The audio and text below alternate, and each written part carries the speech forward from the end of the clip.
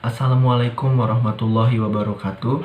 Perkenalkan, kami dari kelompok 10 yang beranggotakan Linda Widi, Cevi Trikusuma Wardani, Dinda Tiara, dan Silvi Sulistiawati. Kami akan mempresentasikan hasil dari kerja kelompok kami mengenai membedah buku kepemimpinan yang berkaitan dengan teori dan model kepemimpinan, perilaku kepemimpinan efektif, partisipatif, delegasi, dan juga pemberdayaan.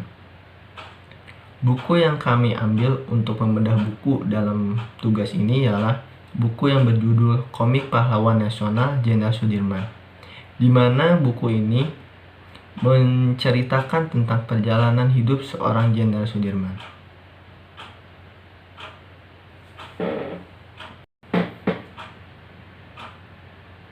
Selanjutnya, saya akan menjelaskan mengenai teori dan model kepemimpinan, di mana pengertian dari kepemimpinan adalah suatu proses mempengaruhi dalam menentukan tujuan organisasi, memotivasi perilaku pengikut untuk mencapai tujuan, dan mempengaruhi untuk memperbaiki kelompok dan budaya. Artinya, para pemimpin harus bisa untuk mempengaruhi para pengikutnya agar mampu mencapai suatu tujuan organisasi yang telah ditentukan sebelumnya. Kemudian ada teori sifat, di mana teori sifat ini adalah teori yang berusaha mengidentifikasi karakter fisik atau karakter khas dari fisik, mental, kepribadian yang dikaitkan dengan keberhasilan kepemimpinan. Di dalam teori sifat terdapat inteligensi, kepribadian, dan juga karakter fisik. Inteligensi artinya para pemimpin harus bisa lebih pintar daripada pengikutnya. Kemudian kepribadian artinya kepribadian diasosiasikan dengan kepemimpinan yang efektif. Dan karakter fisik artinya hubungan antara kepemimpinan efektif dan karakter fisik bertolak belakang. Adapun Stephen Robin menjelaskan teori sifat adalah teori yang mempertimbangkan kualitas dan karakteristik personil yang mendiferensiasikan para pemimpin dari yang bukan para pemimpin. Artinya di sini ditekankan para pemimpin mempunyai ciri khasnya yang membedakan ia dengan orang yang bukan seorang pemimpin. Kemudian ada teori kepemimpinan perilaku, di mana teori kepemimpinan perilaku ini telah dilakukannya riset mengenai teori kepemimpinan perilaku oleh studi dari University of Michigan dan juga dari studi Ohio University. Studi dari University of Michigan menjelaskan atau membagi teori kepemimpinan perilaku menjadi dua. Yang pertama, pemimpin yang job-centered, dan yang kedua adalah pemimpin yang berpusat pada hubungan. Di mana pemimpin yang job-centered ini adalah menerapkan pengawasan ketat sehingga bawahan melakukan tugasnya dengan menggunakan prosedur yang telah ditentukan. Bukan tanpa sebab, menurut pemimpin yang menerapkan job-centered atau memiliki perilaku ini, para pemimpin ingin memastikan para bawahannya menyelesaikan tugasnya secara baik dan juga sesuai dengan prosedur-prosedur yang telah ditetapkan. Kemudian yang kedua adalah pemimpin yang berpusat pada bawahan, di mana para pemimpin mendelegasikan pengambilan keputusan pada bawahan dan membantu pengikutnya dalam memuaskan kebutuhannya dengan cara menciptakan lingkungan kerja yang positif. Nah, untuk pemimpin yang memiliki perilaku ini, lebih berfokus pada untuk menjalin hubungannya dengan para karyawannya sehingga terciptanya lingkungan yang saling nyaman antara pemimpin dan juga bawahannya, dan juga kebutuhan para bawahannya pasti akan dipenuhi oleh pemimpin sehingga terciptanya tempat kerja yang nyaman. Adapun studi dari Ohio State University membedakan perilaku kepemimpinan menjadi Yang pertama, membentuk struktur atau memprakai struktur. Artinya pemimpin berorientasi kepada tujuan dan hasil. Dan yang kedua adalah konsiderasi, artinya pemimpin menekankan pentingnya komunikasi yang terbuka dan partisipatif. Dan kemudian ada Less Preferred Coworker, LPC. Di sini ada dua, yang pertama gaya berorientasi tugas dan juga gaya berorientasi hubungan. Baik, di sini saya akan menjelaskan model teori kepemimpinan.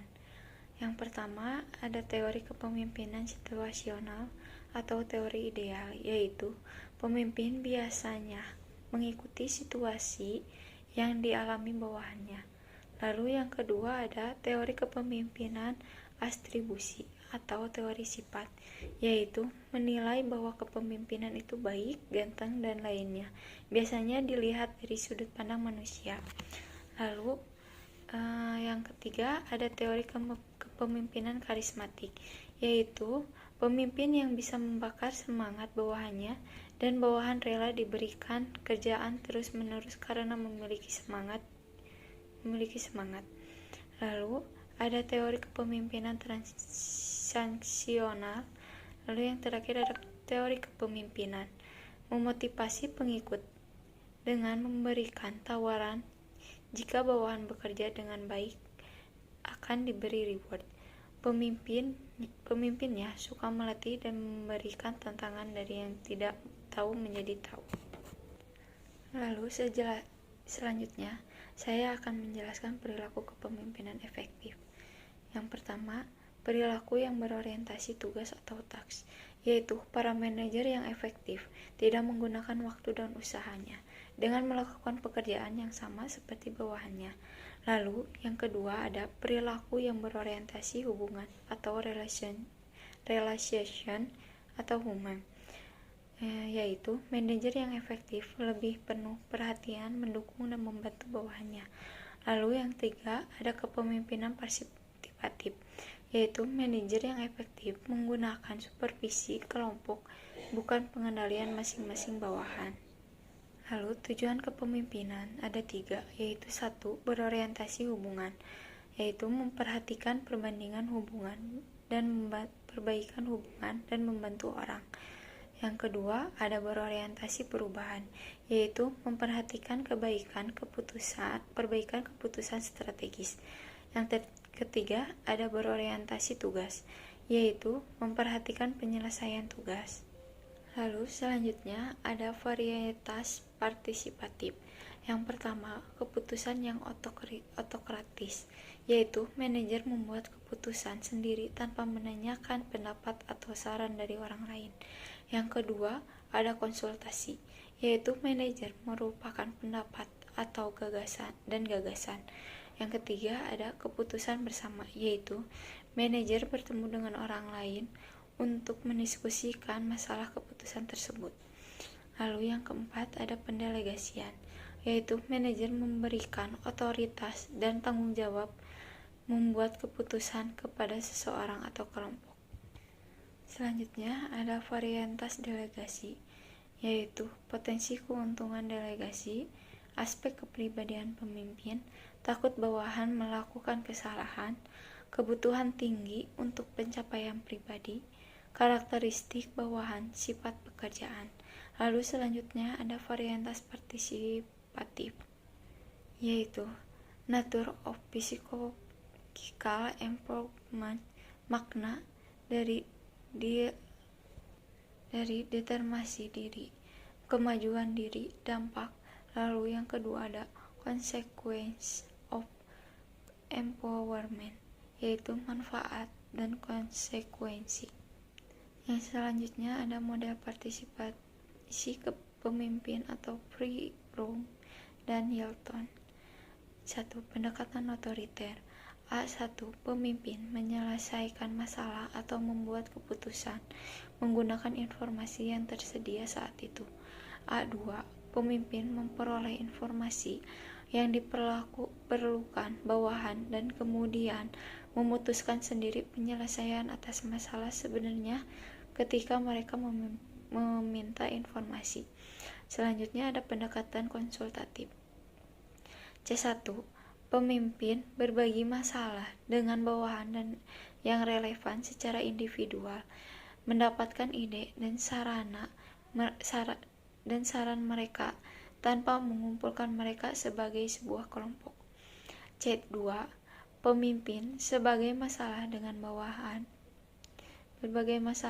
bawahan sebagai suatu kelompok secara kolektif memperoleh ide dan saran mereka.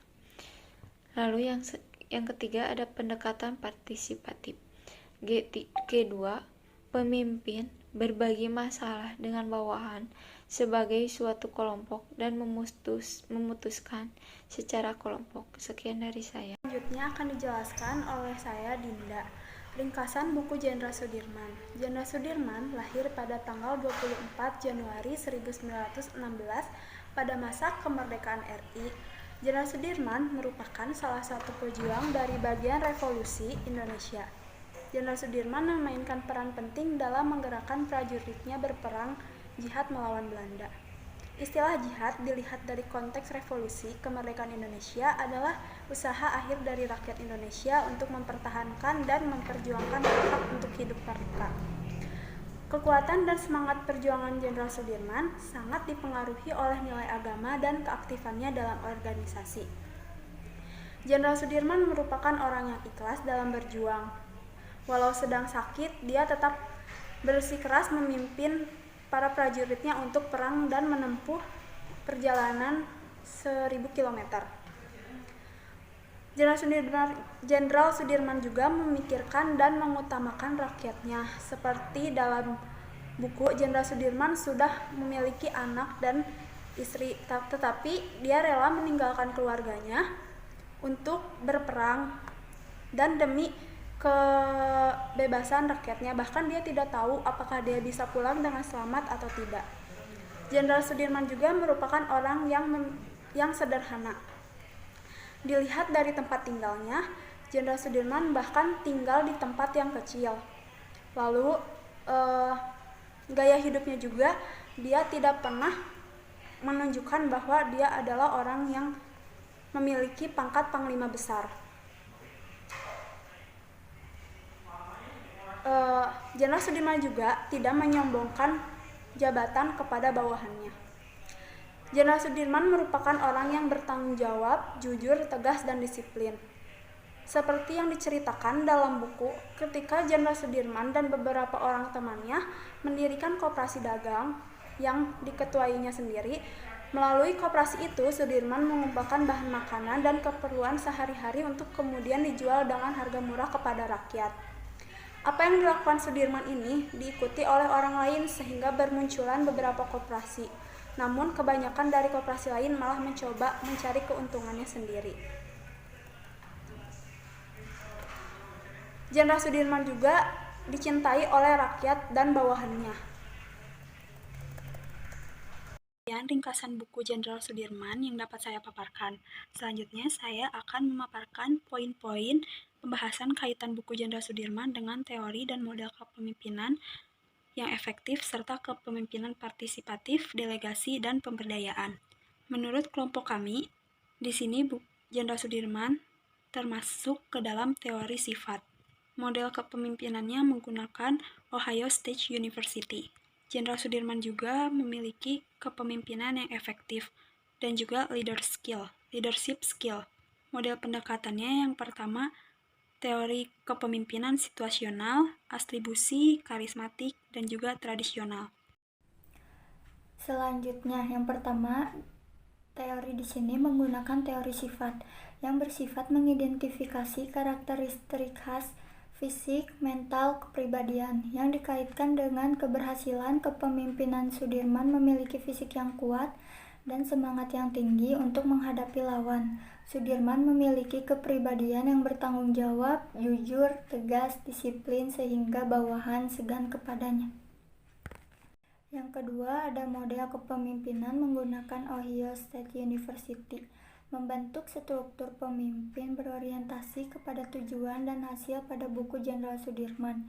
Diceritakan bahwa Sudirman menumbuhkan para bawahannya agar memiliki kemauan keras untuk berperang yang membentuk keberanian untuk melawan Belanda, dan Sudirman membentuk dan mengumpulkan BKR (Badan Keamanan Rakyat) bersama Residen Banyumas dan beberapa tokoh lainnya, sehingga Sudirman melakukan perebutan kekuasaan dari tangan Jepang secara damai.